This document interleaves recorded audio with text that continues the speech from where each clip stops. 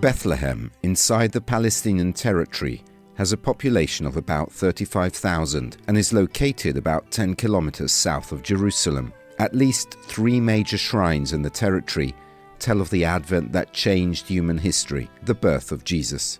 The Arab village of Beit-Sahur has been identified by tradition as the Shepherd's Field, the place where the angels announced the Saviour's birth. The Milk Grotto near the Basilica of the Nativity, according to a very old tradition, is one of the places where Mary stopped to care for the baby, to rest and to nurse him, and the Basilica of the Nativity, once again empty, now affected by the absence of pilgrimages due to war in Gaza.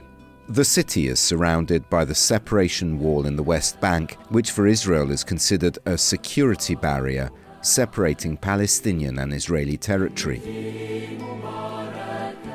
This Saturday, December the 2nd, at the opening of the Advent season, Brother Francesco Patton, Custos of the Holy Land, makes his solemn entrance into the city by crossing the wall, in conformity with the status quo. Compiremo un gesto che è un gesto molto importante, che è quel gesto di passare. We will make a very important gesture of going from Jerusalem to Bethlehem by crossing a wall.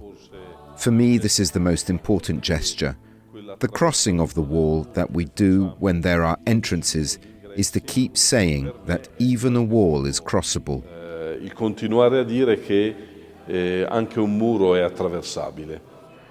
The route through the ancient road of the patriarchs goes from the monastery of St. Elijah, where he was welcomed by civil and religious authorities, passing by Rachel's tomb, and through the armoured gates of the enclave that closes it, and that were especially scheduled to let these processions pass.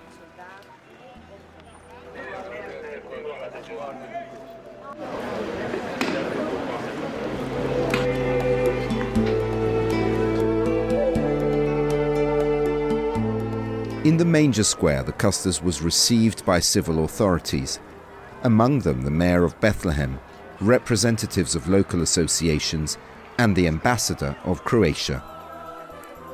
For the custos of the Holy Land, it was a less solemn entrance than usual. Nevertheless, the presence of the children of the Holy Land's school made his entrance equally festive and joyful. At the entrance door of the Basilica of the Nativity, the custos finally was received by the 2 communities co-responsible for the custody of the holy place and by the guardian of the local Franciscan community. Accompanied by the singing of the Te Deum, the custos then entered St. Catherine's Church, where there was a moment of prayer.